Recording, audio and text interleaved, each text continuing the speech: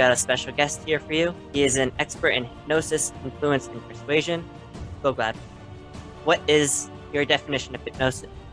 Hypnosis is effective communication with a purpose. So you distract them, you fixate their attention, and you have them go inside their mind. All right, Rob, hit me. I am not like Billy. I am a very skeptical person. Not gullible. And that's why I want to be a physicist. Just as my nature. I just won $1 million. I just have to go put in my banking info. I go for the end result.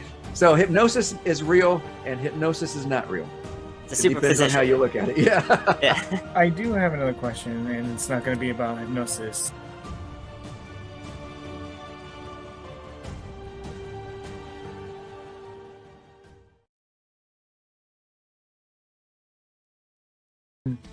So I do have another question, and it's not going to be about hypnosis. So I looked on your website, and it had said that you use Neuro-Linguistic Programming as part of your show.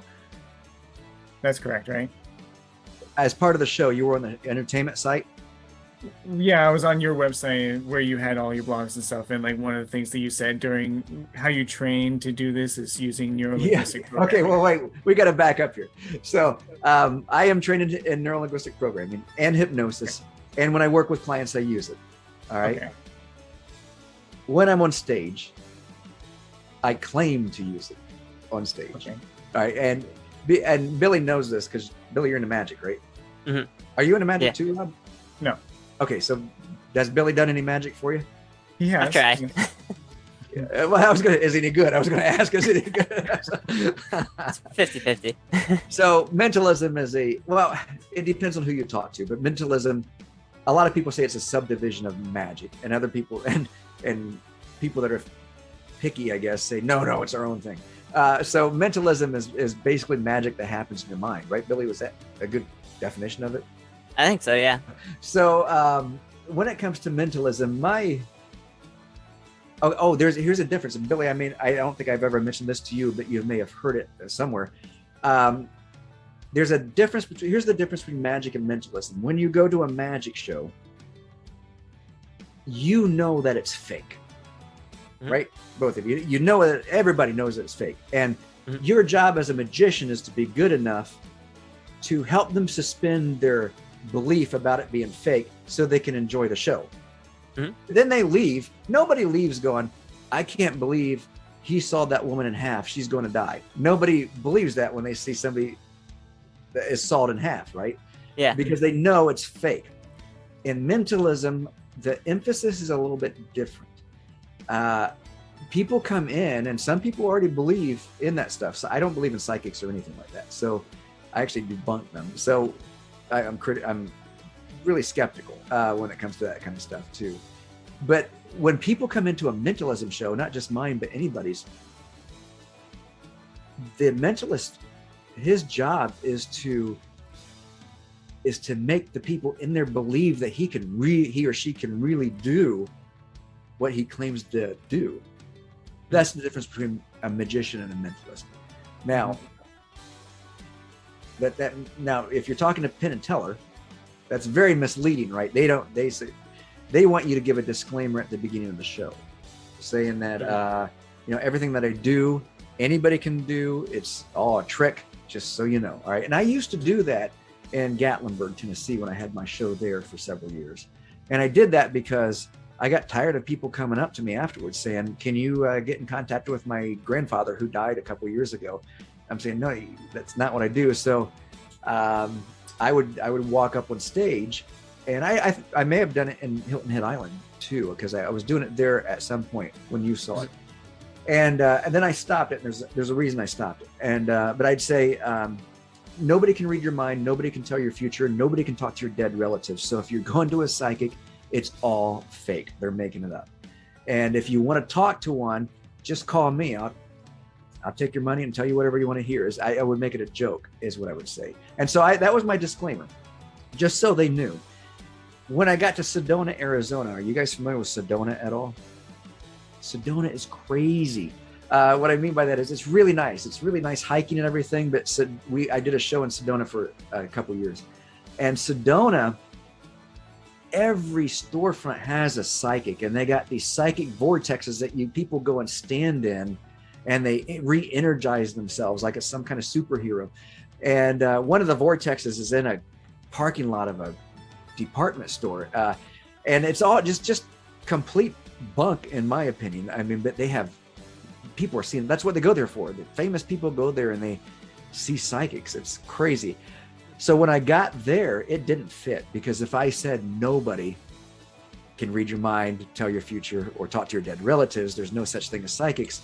That's what people came there for. They wanted to believe. So let's go back to your original question, though, Rob. Sorry. If you're looking at my entertainment page only, and I say I use hypnosis, neuro-linguistic programming, stuff like that for the show, marketing purposes only.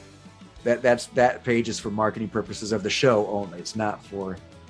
Is that what you were asking, though? Is that?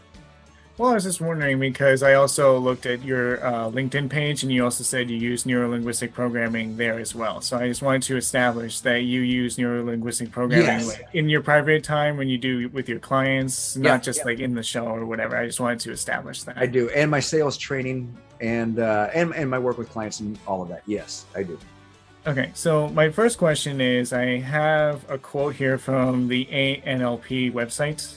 I think it's the Association for Neuro-Linguistic Programming. Yep. And it says what NLP is not. And NLP is not psychotherapy, psychoanalysis, psychology, counseling, hypnotherapy, clinical therapy, or pseudoscience. But then I also have a quote here from the American Counseling Association that says professional counselors help clients identify goals and potential solutions to problems which cause emotional turmoil, seek to improve communication and coping skills, strengthen self-esteem, and promote behavior change and optimal mental health. So what you've basically been describing has been counseling per se. So my question is, how is NLP not and also counseling? So how is it both at the same time? That's a good question. And Billy, are you familiar with NLP too? Not too much, just from what I've heard on like YouTube. So neuro-linguistic programming.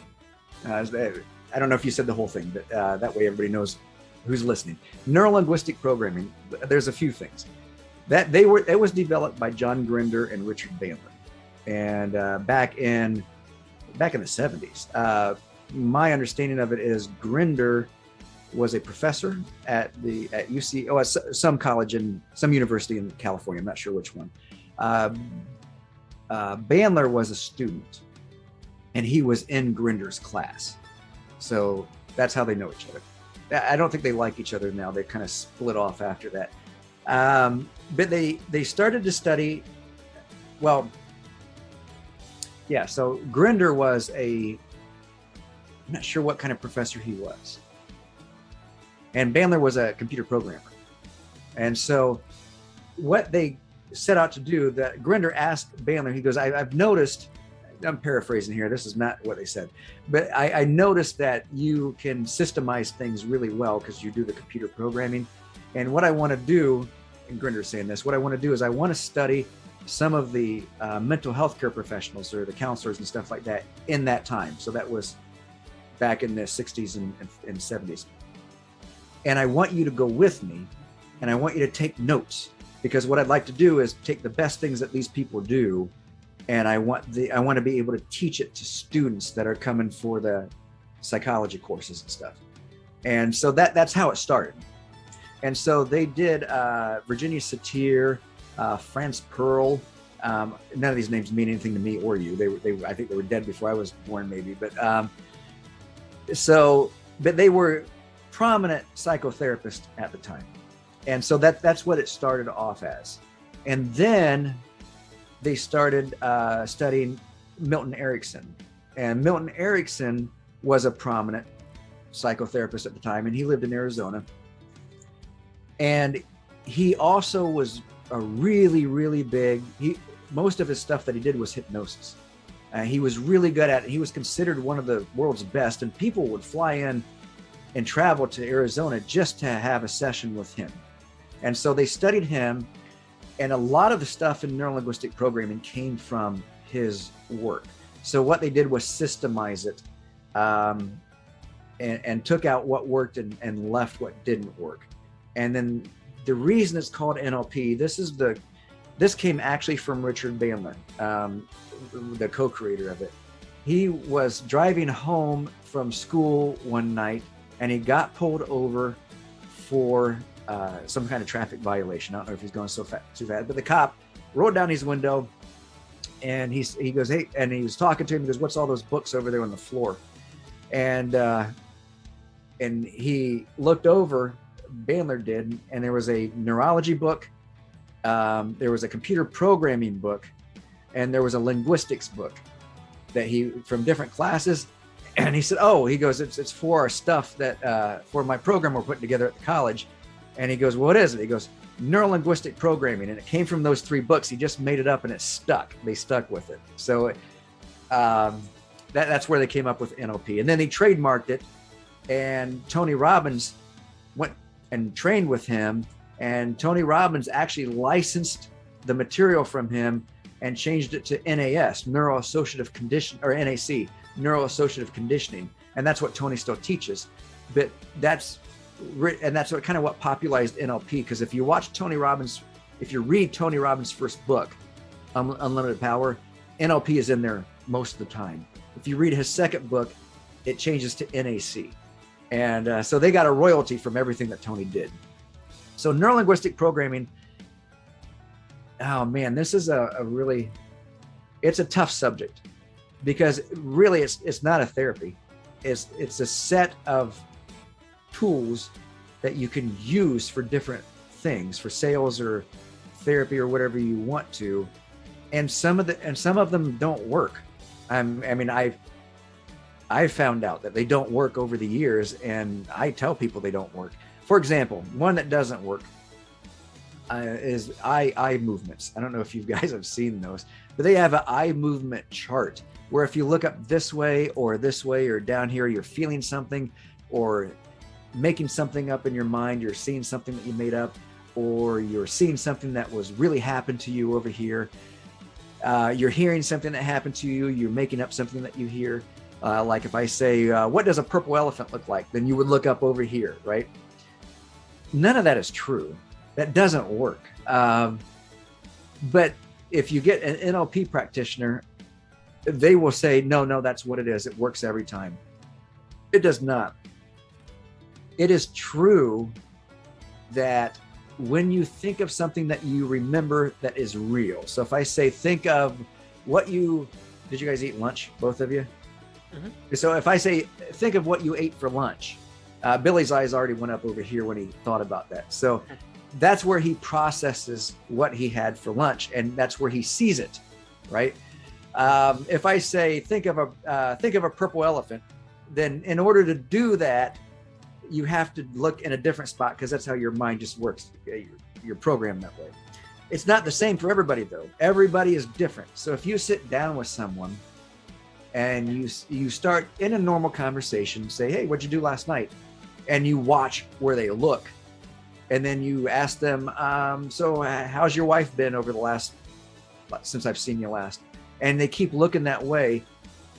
It's probably the area that they look to when they think of things that are solid, things that they are in their memory. And then I say, oh man, I was thinking about this, and I don't know what it would look like if I built like a doghouse that was pink. Have you ever done anything like that? And if I see them look another way, I know they're imagining it. They're trying to come up with it. And that is where they process the information. And then I can use that, though. If I can find that, I can use it. It can become a tool, but it's not a tool if somebody says, oh, every time you look up right, you're remembering something. That's not, so don't fall for that at all. Neuro-linguistic programming is full of, they call it hypnotic language. When I teach sales, I call it the language of influence. You don't have to call it hypnotic language. It's language that makes people go into a trance. And what I mean by that is, and you can't, unless you know what's being done to you, it's really, really hard not to allow it to happen. Because, for example, if I say, you know, I wonder which one of your hands is warmer, the left one or the right one. There is no way you can't think about that when I say it. So that would be an example of a hypnotic phrase, because it's something that you really can't control unless you put your fingers in your ears. Does that make sense? So if you say that one time, it's not going to hypnotize somebody. But if you're in a conversation with them, and remember the hypnosis tools, or the conditions of hypnosis is to get them to fixate on something, get them to go inside and occupy their conscious mind, both, right? Usually the fixation will occupy their conscious mind. So if you're fixated on me because we're having a conversation, your conscious mind is also paying attention to me. So you're fixated on me, and so same with real life, right? But what I'm doing is getting you to go inside, and I'm not activating your critical faculty. I'm saying things like, I wonder which hand is warmer, your left hand or your right hand. Now that wouldn't come out in a normal conversation, because that would be something I would do in a therapy session. But in a normal conversation, I would go, like on a car lot, I would say, are you looking for a larger car, or are you looking for a smaller car? And the critical faculty doesn't go off, because you're not saying, hey, are you looking for a car today? And usually people will shut down and go, no, I'm not looking for a car. I'm looking for a car. I'm not looking to buy though. But if you ask them a question, are you looking for a smaller car or a larger car? It goes right past their critical faculty, because you gave them two options that they have to think about. They have to go in. For example, if you walk up to somebody you're attracted to, and you say, and you say hi, they may turn around and just ignore you. And the reason is because other people have done that to them, and they have a habit now. So when somebody comes up, most people that came up to them may have been creeps, and then they say hi and say, I'm just here with my friends, and I don't want to talk to anybody else, and then they just wave you away. So, and they put a wall up. It's a habit that comes up. So I recommend, and the same thing goes at a department store. If you go to a department store and an employee walks up, they usually say, can I help you? Right? And what do you guys say? Just looking. Thank you. Say, I mean, it's a habit. We all do it, right? I do it. We all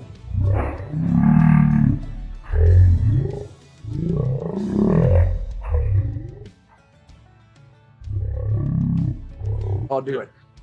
So if you walk up to somebody that you want to meet, and you say something like, hey, can I get your opinion about something? Nobody has probably ever said that to them before. Or go up and do a really outrageous and go, hey, do you like horses? And they don't know how to answer that, because nobody's ever done that. So their wall doesn't go up. In a department store, I trained a couple of department stores in the past. And you have to have the right tonality for this. You have to be a nice person. But you walk up and instead of saying, how can I help you, say, hey, are you paying cash or charge for everything that you buy today? Well, that's not something they normally hear. And they think about it, and they'll actually answer you. And I say, well, what are you looking for? I hope you find it. Because now you've passed their critical faculty. You've passed that wall they put up, that habit. So that's how the hypnotic language works. Now, back to neuro-linguistic programming. Neuro-linguistic programming is a set of tools, and there's a lot of them. And for example, there's a phobia cure. So if you have a phobia, it can't be a fear. You have to, like if a spider is in your room, you have to be one of those people that will run out, because you can't stand to even see a small spider in your room. But there is like a 3-minute process that you can take someone through, and they won't be afraid of the spider, or they won't have the phobia of the spider anymore. They still won't like spiders, but it's not an experience where they'll run out of the room. And it works. And I've done it with hundreds or thousands of people, I don't know, over the years, and it's always worked. I had a guy that was working he was a vet, and he worked in a lab, and the lab was infested with cockroaches, and every time he saw one, he ran out of the room. And so he hired me. This was in Columbus, Ohio. He hired me to help him with that. And so I said, okay. I said, well, let's do it. So we spent about 3 minutes on it. I said, all right, we're done. And he said, I don't know. That was only 3 minutes. That's the problem. I mean, most of the time I make him pay me up front. And I talked to him for like 55 minutes. And then the last 5 minutes, we helped him get rid of their phobia. But I said, go back and work for a week and tell me what happened. And I didn't hear from him for like 3 or 4 days. And then he called me on the third or fourth day. And he said, hey, I had to let you know that I didn't even realize what I was doing, but until today. He goes, but I know I've seen cockroaches over the last couple of days, but today, one fell from the faucet that I was washing my hands in and landed on my hand. And all I did was flip it down into the sink and kept washing my hands. And he goes, when I turned the sink off, I realized that I didn't run out of the room.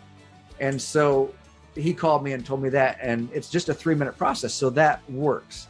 So what so many people do though, is they go to a neuro-linguistic programming training for like a weekend or sometimes a week, and they believe everything, and then it's not working for them. But they don't go into it.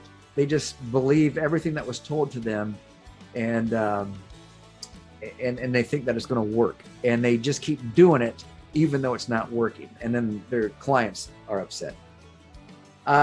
When it comes to the website though, neuro-linguistic programming, most people are familiar with it. Because it's been around so long. So for the entertainment side of it, I use it. I use neural, and I use it as an excuse for some of the things that happen in the room, I guess is the best way to explain it. And because Billy, you do magic. What kind of magic do you do?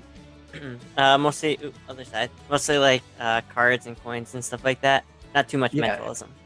So when it comes to the cards, your method is sleight of hand, right? But for the most part, yeah. And so you don't express that to the people though, although you may say you're a sleight of hand artist or something, but you don't explain how that works. You take it that they know what you mean. So my method, I can't use sleight of hand. So I do use sleight of hand, but the method I show is sleight of mouth. So they need to be told things as the misdirection instead of the sleight of hand. Okay. Did that answer your question? I'm looking down here because Rob's at the bottom of my screen. Did that answer your question, Rob? Kinda. I mean, I asked like, how is neuro-linguistic programming both counseling and not counseling at the same time? That was like my original question. It's not a counseling thing. If somebody's saying that, it's not like CBT, cognitive behavior therapy. It's not like that. That is a set of counseling, and you can go through it and you can take people through the tools that it has, and it's a whole format. NLP is not. NLP is just a toolbox. It's a toolbox of tools. Yeah, like a hammer, a screwdriver, and when you need one, you can take it out and use it. You can use the tool within CBT because it could work within that counseling framework, but it's not a therapy. And if somebody claims it, they just don't know what they're talking about. It is not. And I do claim that I use it on stage, but it's a misdirection for what I do on stage. Does that? And you didn't say that you also use it when you use, like, you actually do use it though, right? Tools from it, yeah. So like, if I'm building a house, sometimes I'll need a hammer. So I'll take one out, and like well, see, I never call it neuro-linguistic programming though. I mean, when in front of a client, I would say, hey, we're going to use a tool that will help you get rid of your phobia. That's what or I have another one that works more, when I say most, probably 90% of the time. Somebody bites their fingernails. I have another tool that I can use with that, and I pull it out every time because it works. And it's from neuro-linguistic programming, but I never tell them, hey, okay, let's use some neuro-linguistic programming to help you with this, because nobody cares about that except for NLP people, right? That's really what it is. And hypnosis, I teach hypnosis to counselors, social workers, therapists, psychiatrists, psychologists, and how to implement it into their their practices, because it helps them speed along their therapy time. Hypnosis isn't a therapy at all, and I hate when people call it hypnotherapy. It's because that's a thing. Hypnosis is not a therapy. Hypnosis is just something that your brain does. It's effective communication. If you go to, and I have a hatred for them. People that go to a weekend hypnosis program, and then they come back and they start advertising that they're hypnotherapists and start taking people for depression, anxiety, and weight loss.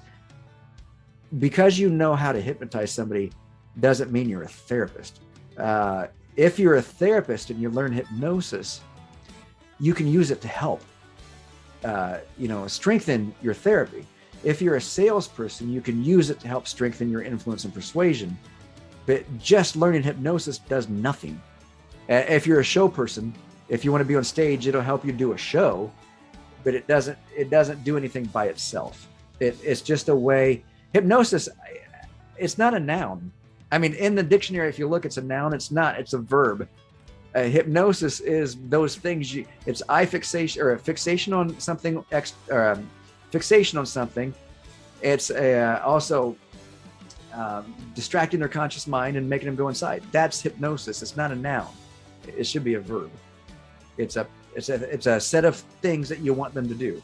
And when you do that as a human being, you drop some of your guard, you become more suggestible. And so, for example, if you ever watch, I don't even see a commercial anymore, and I don't listen to radio because I got iTunes and I watch Hulu and all the other stuff.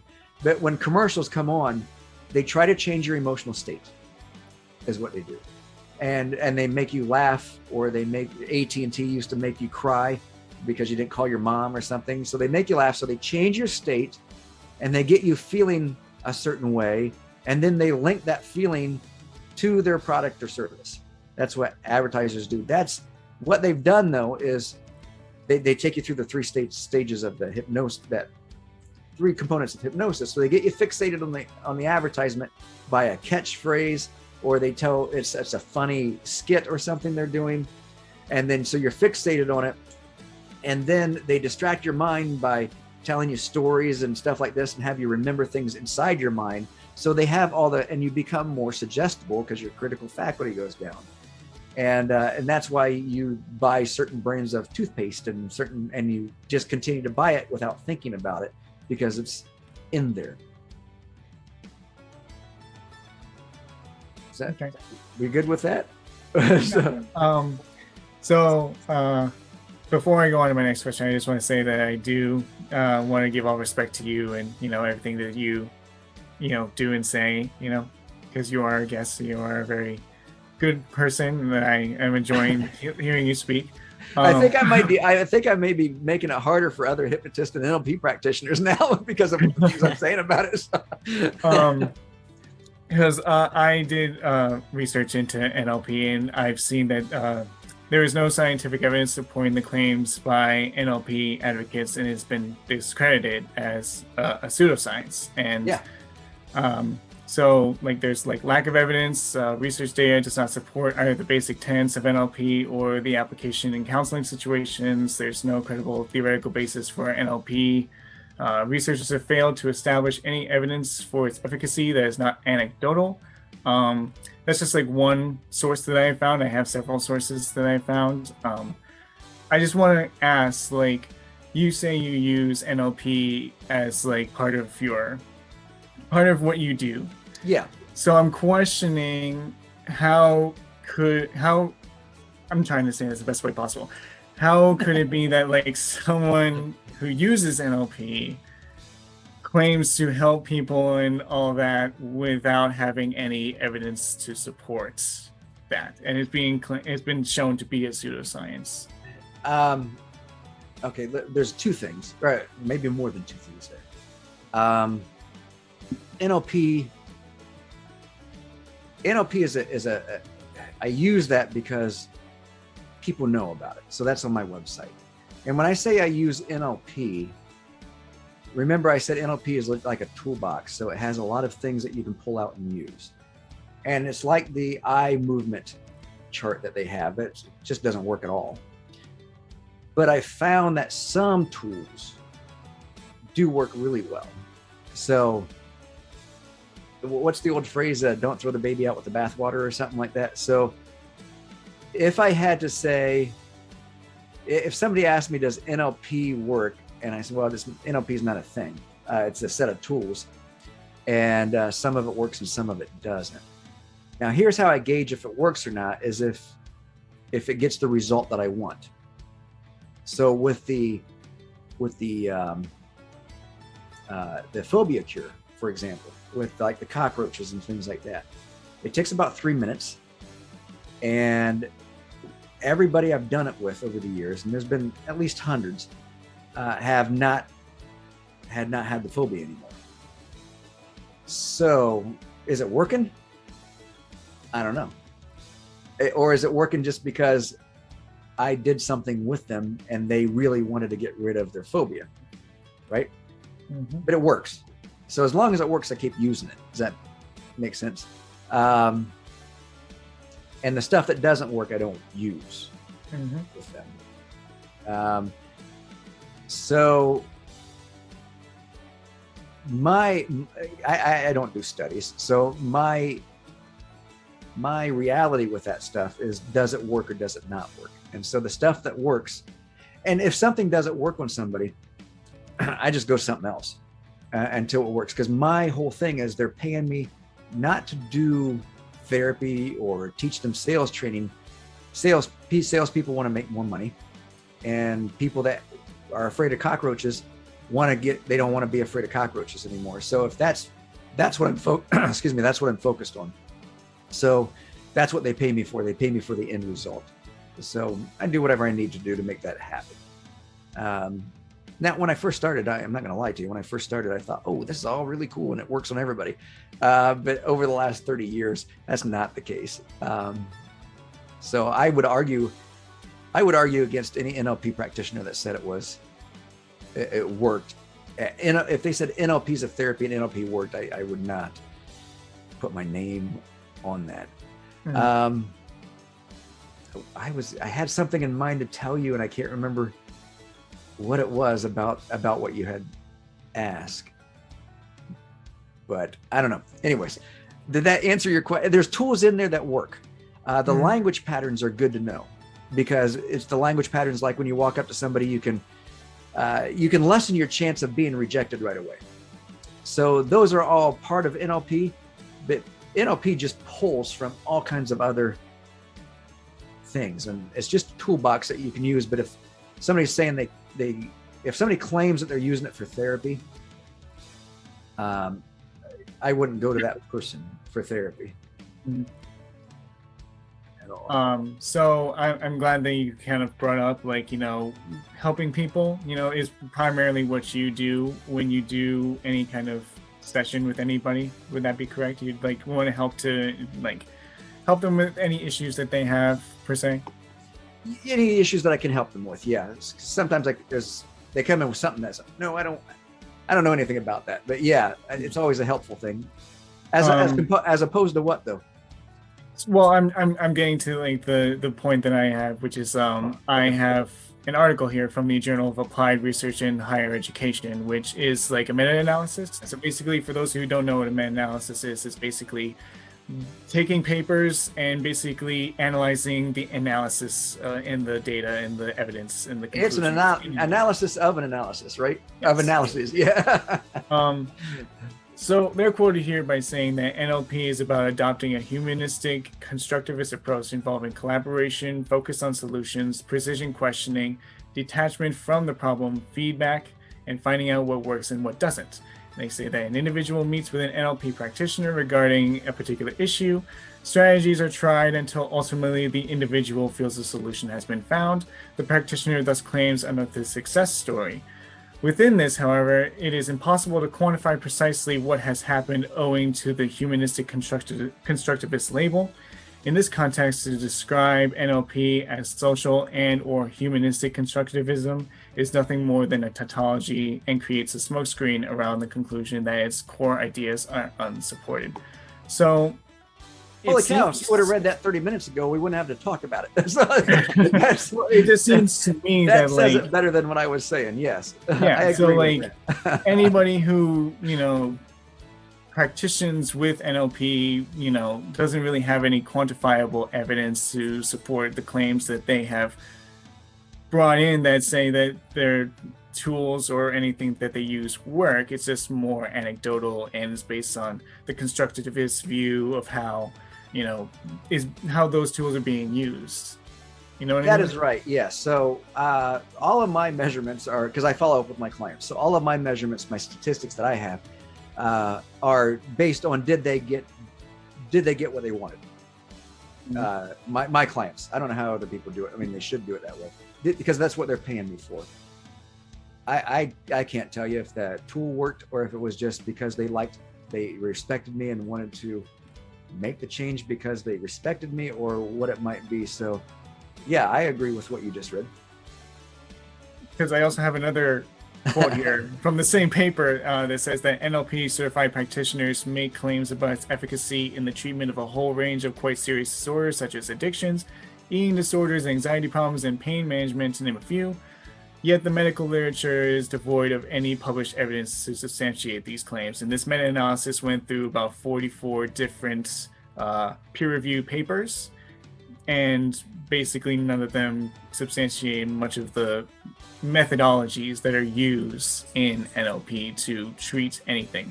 So my basic question is, anybody, and maybe even including yourself, like who uses NLP, wouldn't it be better to go to someone who is a psychologist or a psychiatrist or a social worker or someone, qualified enough to know how to, help people in a certain way that, because I feel like practitioners of NLP basically have, methods to help people. People feel like they've been helped, but I don't feel like they have been helped. I feel like they think they've been helped, rather than actually being helped by like a medical or psychological professional. That's my I have an answer for that. But the last thing you said, I wanted to ask you a question about it. So what would be the difference between somebody that was helped and somebody that think they've been helped?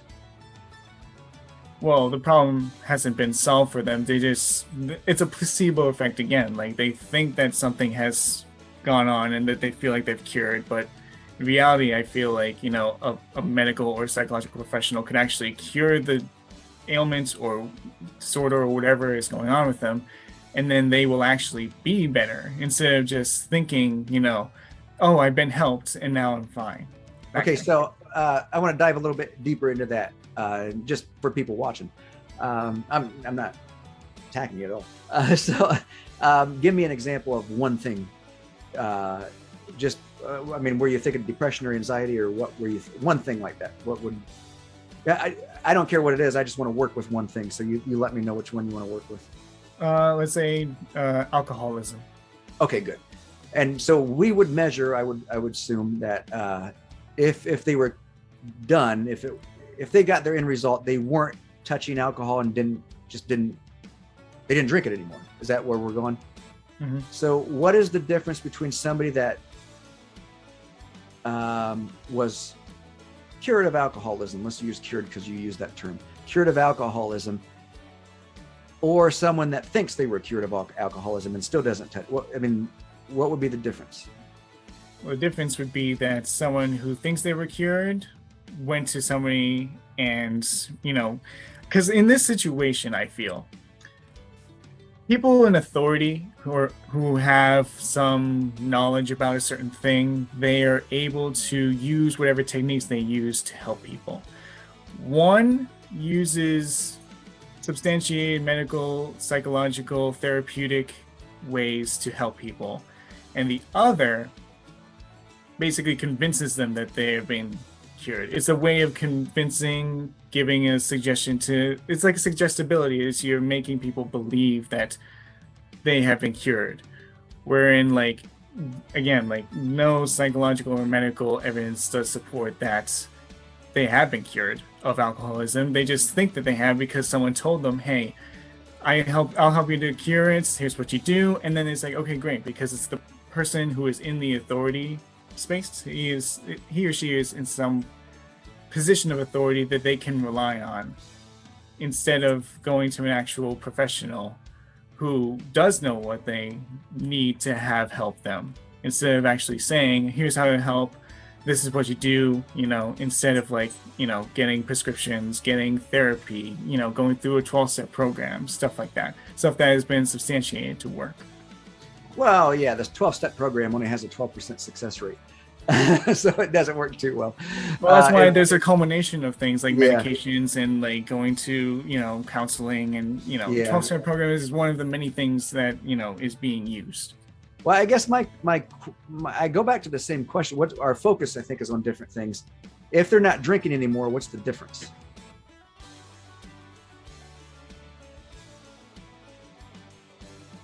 I just think that it's different, It's just a different approach to it, because they've been convinced both ways, but one of them is a more professional aspect and one is not, Let me ask you this. Because again, the end result is perfect. You got, because the anecdotal evidence shows, hey, this guy had alcoholism and he now doesn't. So it works fine. The methods work and it's fine. But it's not substantiated as anything clinical.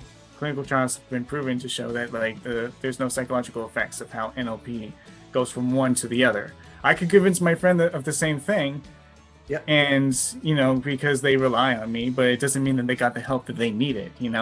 I could tell them, here's what you could do, and then they follow it, but it's not professional help, because they could relapse at some point, because they don't have techniques to help them if they do relapse. Well, both at of least them could relapse. A system in place when you're in a medical or psychological system where you can go back and fall back onto people, and you can go back to therapy and go back to counseling, and you can be able to figure out, why did I relapse? Whereas, if you just go in a circle and do the same techniques over and over and over again, it doesn't really help. But if you go back to the people and say, okay, well, if this didn't work, we could try this, or we could try this. That's why I said multiple different things could work for alcoholism, like a 12-step program, like medication, like therapy, like counseling, like support groups, stuff like that.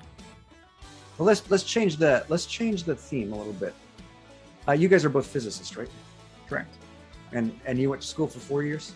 Mm-hmm. I don't know how long it is.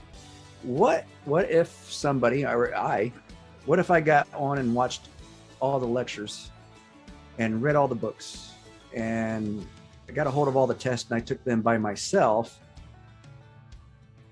but I never got a degree in it? Would I be discredited if I could have a conversation with everybody just as well as anybody else? Yeah. I think Billy's trying to say something. His lips weren't moving, though. Did you say that? I think professionally, you probably would not be taken as seriously, but I think you'd still be able to do the research just as good as anyone else. That makes sense. Well, you can contribute to the field as well as anyone else. No, though.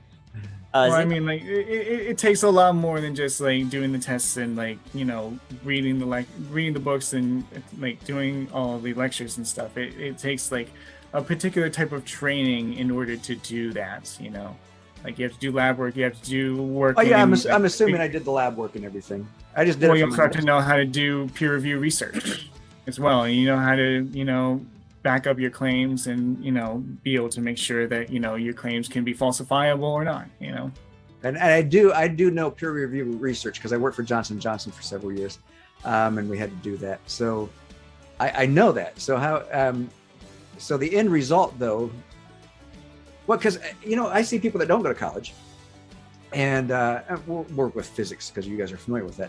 Don't go to college, and they come up with a light bulb moment, right? That changes physics altogether, and they never went to college for it. It's just something they worked on in their garage. I'm sure that's happened at some point. Mm-hmm.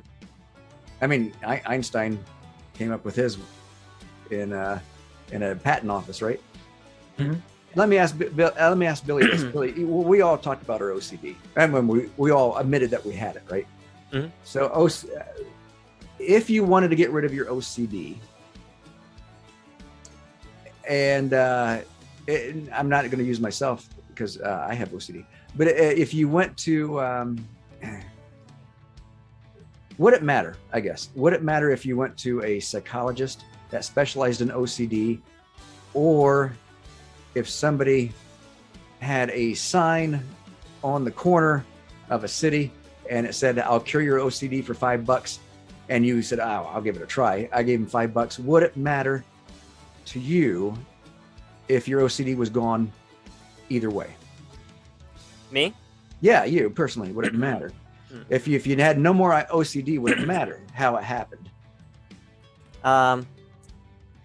I think the net result of my life probably wouldn't matter, but I feel, unless I trusted the person who, like, he looked trustworthy. Course. Yeah, right. Yeah. He didn't look like creepy or anything, I guess, for lack of a better word.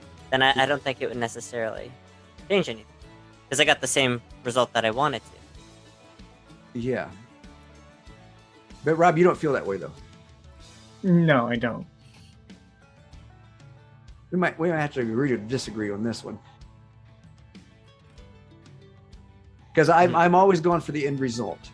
If somebody says, this is what I want, that's on my website, by the way. I help people get what they want. If that's what they want, we just have to find a vehicle to get them there. And I don't really care what the vehicle is, as long as, I mean, I want it to be ethical. It's not, if they want a lot of money, I don't want them to go to rob a bank. I want it to be positive. But, I don't care. Other than that, though, I'm not picky on the tool that we use, as long as it gets them their end result in what I do. And that doesn't matter with if I'm talking to somebody about weight loss, or sales training, or meeting a significant other, or learning how to communicate. I just want to make sure that they have the end result. They get what they paid for. And well, for example, I used to do smoking all the time, not too much anymore. Stop smoking because people just go to vape now, and they don't worry. I'm not sure if that's safe either, but they don't really worry about cigarettes anymore. But I had tons of people, because I worked in a physician's office where he had a sleep clinic, and so I was working with clients, hypnotizing them for weight loss, stop smoking, and the fear of the CPAP machine, because when they put it on at night, it was hard for some people to have. So I got a lot of smokers for the first couple of years I was working in that field. And there's, out of a lot of the smokers, it was only probably about 5 to 10% of them, but I always started with the simplest thing first. And what I mean by that is, I found out one of the simplest things is, hey, have you just ever tried not putting a cigarette in your mouth before? I mean, I would ask that, and then people would laugh, Over the years, though, about 5 or 10% of my clients for smoking, I would say I always started with that. And because I think the easiest and the quickest way to do things should be first, and then go to the next one, and then next longer one. And then, because if any of them work along the way, you don't have to go with the longer therapies. Okay. And so there's been 5 to 10% of my smoking clients, which is small, but they're still there, that when I said, hey, have you ever just thought about not putting a cigarette in your mouth anymore? And they sat there for like a minute, like their brain was about ready to explode. And they said, oh, all right. And they hand me their pack of cigarettes, and I follow up with them, and they haven't smoked. That was all they needed. And then there's others I spent weeks with. So, but neither one of them, the ones I spent weeks with, or I just said that one phrase, they were both still happy because they stopped smoking. So I'm all right with disagreeing. I just go for the end result. I don't care. See, I train counselors, social workers. Here's why I don't care. I train counselors, social workers, therapists, psychiatrists, and psychologists. And so, and I did that for years. And so I know how they think. And I tell you what, they don't have any, they're just like everybody else. Everybody's making best guesses with the knowledge they currently have is what they're doing. So somebody that is a world-renowned psychologist and somebody that just came out of college, if you put them side by side, the world-renowned is probably going to be more effective, but it's only because he knows more ways of helping people, not because he has more knowledge. If that if that matters. It's all practical. And you would be afraid because we talked about, Billy and I talked about imposter syndrome. And are you familiar with that, Rob, too? And I have it too, but Barack Obama had it when he was president. He didn't think he should be there. So everybody has it, but I don't know. There's a lot of things that you can do that can't be measured, and sometimes, and there's been studies that came out as well. If you want to talk about studies, and I don't have them in front of me, but they are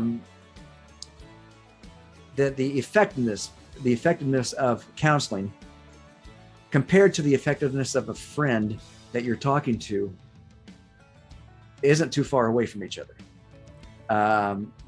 because a lot of people just need somebody to talk to and work things out in their mind, and then everything's okay. And that's basically what you do with a therapist. And there's studies that are out now that say that you can get similar results from going to a psychotherapist and a friend. You'll get similar results if they're there for you. So I'm always going to go for the end result and things that happened, or things that happen and that help them get to where they want to be. Because it doesn't really matter to me if they go to AA or if they go to a psychiatrist or if they just have some bodyguard behind them that smacks the drink out of their hand. As long as if their end result is, I don't want to drink anymore, then that's what I focus on. Did I answer your question? A little bit, yeah. Yeah. Kind of going back to like the discussion of like, how qualifying, if you're qualified to do a particular field or subject or anything like that. I do have a quote on that as well. Knowledge is power, and anybody making claims about being able to help with serious disorders or improving learning efficiency is making a claim for some kind of power, which is kind of what I've been saying. There's someone who is in the power of authority that someone can look up to. However, with that power, there must be accountability through public scrutiny, and the lack of evidence for such claims means that the most rudimentary test of accountability cannot be addressed. In addition to this, if NLP is just a communication model, what special abilities does obtaining a certification in it bestow upon an individual, which allows them to meddle in education issues and serious medical conditions? None. No, I agree with that. None. If you're a therapist, you can use it in therapy, and if you're an educator, you can use it in education. But it doesn't. NLP or hypnosis, either one gives you anything. It gives you a tool that you can use with whatever you do. So if you want to be a better speaker or a better therapist, a better doctor, mom or dad, teacher, yeah, it doesn't. Because like I can say with some experience that like I have helped people, in my life through things, but of course they obviously have to go to like a professional, and they do go to professionals. Most of them, or at least all of them, do go to professionals to get an end result help. I tell them, I'm not qualified to do anything. I could tell you what I think you should do, but like I really think like professionals who are experienced in the field, like I could tell, like I know a bunch of people who've had serious problems and I've dealt with those people and helped them out. But in the end result, like they've had to go to psychotherapists, they've had to go to counselors, and in the end they kind of realize they have an alignment because those professionals have the knowledge, they have had the credible knowledge and power to be able to help them. I have a power that I could use to help people, but it's not credible. And in the end, like I feel like you may have helped them, but did they really get helped? Was it that they got help, or did they think they got help? Because it's again a placebo effect, like just in psychologically. Because like the placebo effect, if you take a pill saying that it will cure your illness and your body turns out to feel better, that means that the pill may have worked, but of course it could have been just a placebo. And the same thing psychologically, like you could say, oh, I've helped this person out and I told them to do this, and they feel like they've been helped. It's like a placebo effect, in psychologically. But I don't feel like it actually did help. I feel like you still need the medicine in order to cure your body, in the same way that you actually need a professional help in order to cure whatever ailment or medical condition or mental issue you may have. Well, if you take almost any study where there's a placebo involved, there's a number of people that were cured or got better because of the placebo. So because it's never 0% that placebo didn't work for. So if we go with pain, for example, if you're taking somebody gets a painkiller and the other one gets placebo, but the other one's pain goes away in their life, it doesn't mean anything different to them at all, because that their end result was getting the pain to go away. I'm just thinking with you. I'm thinking here. So I also think you might be placing professionals on a higher pedestal than you should. And the reason I say that is because I'm not a trained therapist at all. My degrees are in business management and marketing. Mm-hmm. And however, I'm able to offer continuing education units to counselors, social workers, therapists, psychiatrists, and psychologists. I also get hired privately by them to teach them how to conduct therapy. And I don't hold a license in any of those. So I can teach them and give them tips and walk them through things.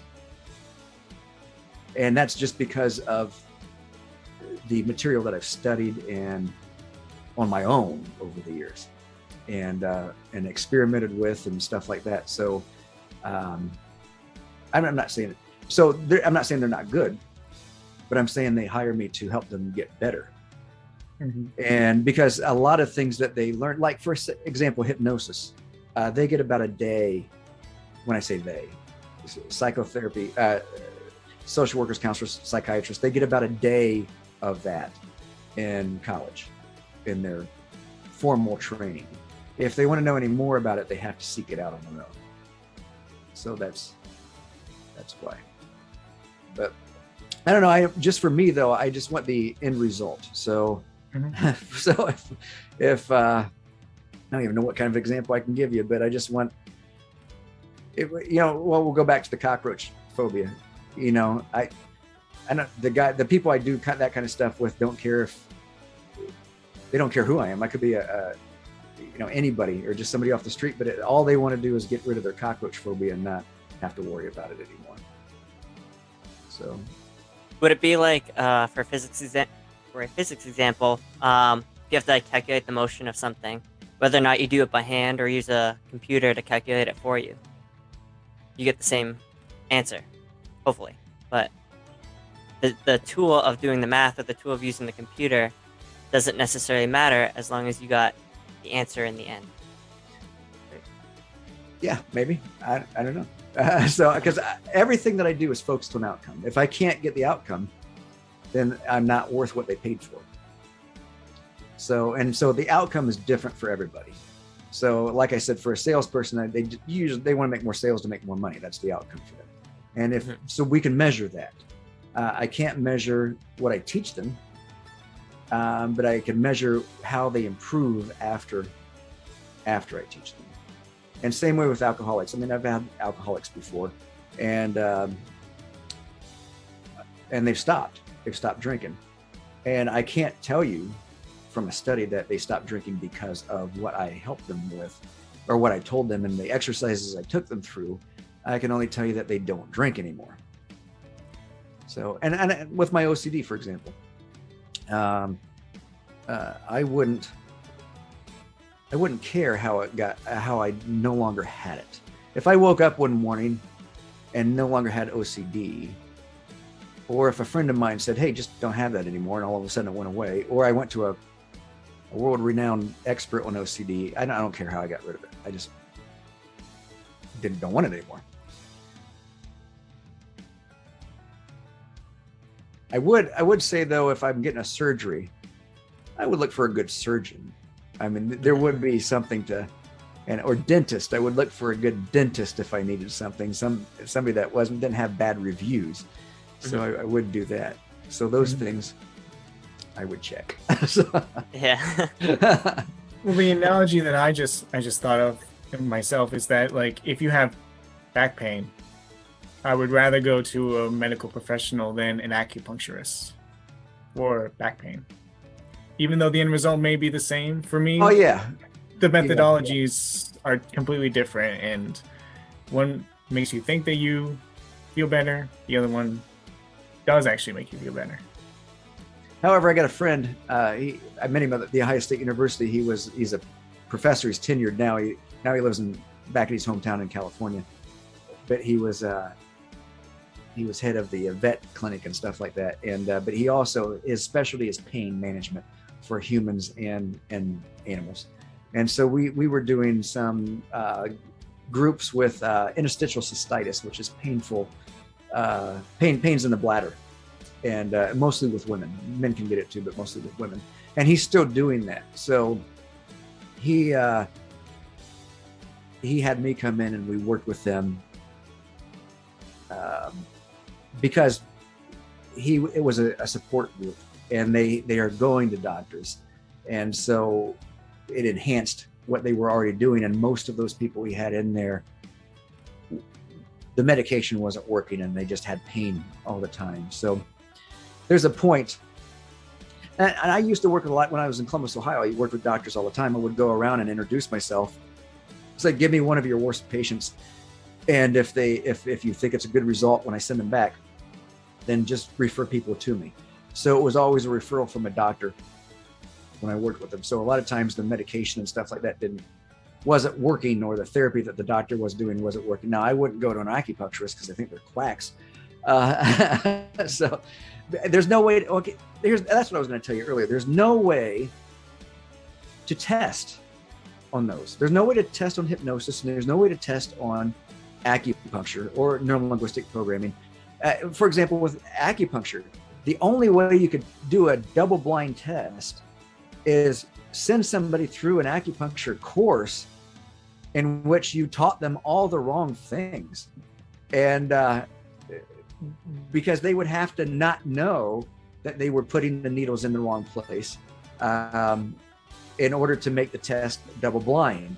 So you can't test it. And because who's going to train an acupuncturist who's paying money to learn how to do it the wrong way?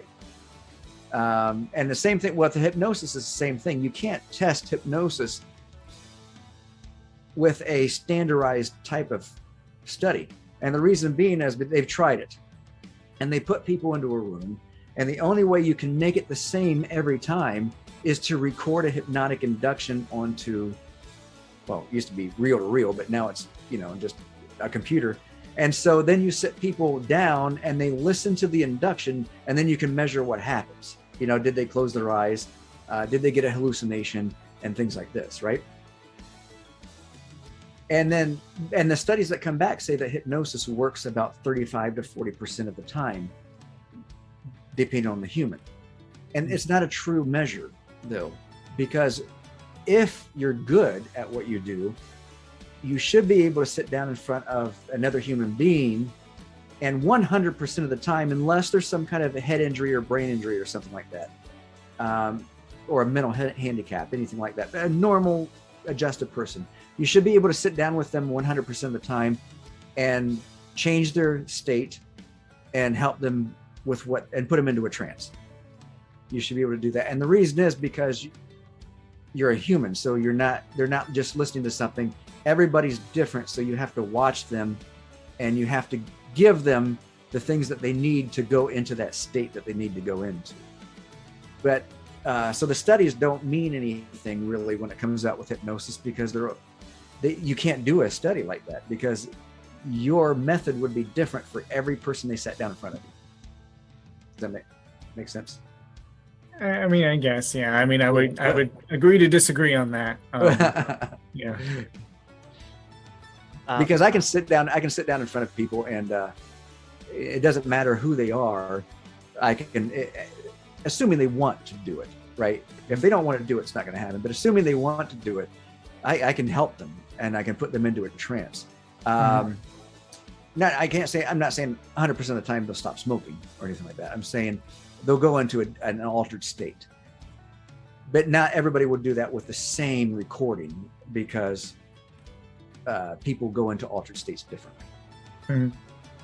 Because like I would say that like, you know, negative results from a study are still, you know, results. You know, it doesn't have to affirm anything as long as you get like results and you can kind of make conclusions based on those results. Like that's what I would say. Like, you know, studies that do focus on hypnosis have this gray area of like, well, does it work? Well, it doesn't work. Well, that's where it's kind of like, you know, it's up in the air at that point. And that's where I kind of go like, you know, well, if it's up in the air, why is it not solid? You know, it's not because of the studies. I think it's just because like, you know, the techniques and everything haven't been like verified. And that's where it's like the difficulty of testing it is not because of like how the tests are formed. In my opinion, it's based on like the techniques that are being used and like, you know, how it kind of works and how to like quantify it, how to make data and give an analysis and conclude based on that data. It's like it's very hard to understand that. Yeah, and something I haven't mentioned that Billy knows is that every time you speak with somebody else, you're hypnotizing them, and vice versa, they're hypnotizing you at the same time too, because of how hypnosis works. So technically, there isn't any hypnosis, or everybody's a hypnotist, one of the two. So you just have to pick which one you are. Billy, you haven't said much at all. No, I haven't. I've been enjoying he did just that listening because to he's been emailing you, so like Yeah. I haven't talked to you at all. So this was my time to kind of like give you the questions that I have, because I know Billy's been asking questions, but I wanted to give the questions that I and we have two different people too, because Billy is leaning towards it, and then you're leaning away from it. So that's a good dichotomy. Yeah. I was thinking, because we have gone over the hour that you mentioned. Well, we did too. Yeah, almost too. Yeah. I was thinking maybe for like one last question.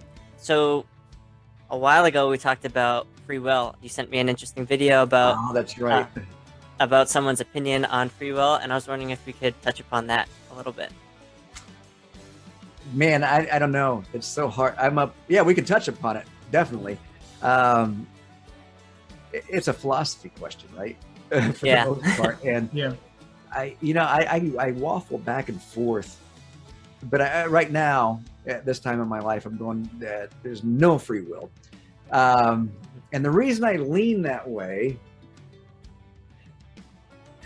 is because of a few experiments they did, according to the brain. So they'd hook people up to all the electrodes and everything so they could read their brain waves. And they found, to make a long story short, they found that they told the people, if you can stand up anytime you want to. And they were sitting in a chair. You can stand up anytime you want to. And they were measuring their thought patterns. And they found out that their unconscious mind came up with the thought that they were going to stand up because when you stand up, you have to raise your blood pressure and stuff like that so you don't pass out. So there's certain things that your body has to do before you stand up. And they found out that the unconscious mind started those processes minutes before the person decided that they wanted to stand up. And because they were told to say, okay, when you decide to stand up, the moment that you decide to stand up, let us know. And all those processes had started before they said, we want to stand up. This is not a good study, but that's how they did it. And from some of the experts that I listened to on memory and how the brain works, they say that, your unconscious controls everything, and it just feeds you to your conscious mind what it wants you to have. And so the decisions and everything are already made before you think about them. I guess. So I think of it as an unconscious conscious thing, and not so much of as a philosophy thing that we have no free will or we do have free will. But it depends on if you think that, okay, your unconscious mind is part of you, so that's my free will. But I tend to think of it, it's doing stuff in the background that I don't consciously know about, that only makes me aware of. And so I'm saying I may not have any free will. And so I don't know. What about you? Me? I have no clue. Me either. Yeah. Yeah. What about you, Rob? I think that like free will, I haven't really gone too much philosophically into it, but I feel like, free will is just, it's an understanding of like, if there is no free will, then what is it? Is it just like, we are fixed to do whatever we are? And I just feel like, the universe isn't like that, I think the universe is random and chaotic. And I think like any things that happen in the future of time that's, I will go to like the second law of thermodynamics where I say that, the entropy will always like increase as time goes on because chaos will always, want to be. That's the most equilibrium part of how we want to do is like they want to go from a less stable state to a more stable state. And that's where chaos comes in from entropy and stuff. So I feel like in the same way in our lives, it's kind of like, we can't predict what happens for us in the future. And we can't really say, what we did was predetermined for us or not, because like time doesn't work that way for us to study if things were to happen. It's just, our experiences occur and, we just follow through the nature of how the universe works. And, whatever events that we construct in our lives, as we are a society of individuals who are aware of ourselves and of the universe, I think it's an interesting question to pose. If are we really predetermined, or are we someone who is always free to do whatever we want? And I kind of side with freedom to do whatever we want, because that's how nature like is working outside of our existence, and I think it's the same thing for our existence.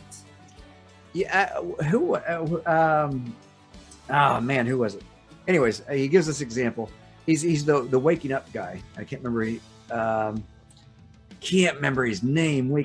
Sam. What is? I'm gonna look. And we've gone this long. You can take a minute so I can look here. Sam Harrison. You know who he is? That's the one you sent me, right? A video. Yeah. So he gives us an exercise because he's one of the ones that doesn't believe in free will. So he says, I want you to think of the city. Pick one city in the world that you like the most. That's what he does, right? This is his example. And he says, now, so for Billy, what did you answer? I just said Boston. Boston. Yeah. Now, did you think about other ones? I thought about a few, but not too many. So how many cities do you think you know about total? Just estimate. I stink at geography. Probably like 5, 10. Oh, only 5. What about Tokyo and stuff? Were you thinking of that? Oh, that's true. I didn't at least consciously think of Tokyo. Yeah, see? So all of these cities you're aware of that you didn't even think of. So this is his theory. So he named all these cities, and you did the same, and you might have waffled between 2 and then came up with Boston or whatever, but he names all of these cities, or he tells you to pick a city, and you didn't really have the choice of Tokyo because that was never sent to your conscious mind. And so he says that's his argument for no free will, because if you had free will, you would have all of these to choose from, but you didn't have all of them to choose from consciously because it didn't even come into your mind. That's his argument. And so that makes me think too. I don't know. So, hey, can I offer something on your podcast? Yeah. I got a book. Remember the book? You got the book, right? Yeah, I do. I will give it away. It sells for $14.95 on my website. But if you email me through my website, which is hypnosisforhumans.com, and tell me that you watched this, you'll get the PDF, which is what it is on the site too. You get the PDF version for free. So if anybody's listening, all right, so that's good. And thank you. You have it. Send it to Rob if he doesn't have it, if he wants it. So, but yeah. So and then my podcast, which is the Hypnosis for Humans podcast. I'm hoping to put the audio up over there so we can get the word out about your podcast as well. Thank you. I appreciate this. This will be my longest podcast, though, if I put it up there. That's it. I'd love to say it was mine and Rob's longest, but we tend to go on a lot. That's true, yeah. At some point, though, hopefully, COVID will go away, or at least we'll know how to deal with it, and we can all get together, and then then I can sit in front of both of you and Rob and just put him into a trance. How's that? That sounds like fun. But thanks for having me on. I appreciate it. Thank you for coming. We're glad to have you. Yeah. Oh, thanks. And Billy, keep emailing me because it helps me solidify things and anything you want to know. And Rob, you're welcome to too. You just haven't. So Billy's got my email. Okay. I'll send it over. All right. Well, thank you guys. Thank you for coming on. And thank you everyone for watching. And make sure you like and subscribe. Go check out the Hypnosis for Humans podcast and also your blog or your articles that you write every Tuesday. Oh, that's right. You can subscribe to those. I forgot about the stuff I do. We have a newsletter. Yeah, it comes out every Tuesday. Those are really good, so you should go check them out. Thank you for watching. Stay nerdy, everyone.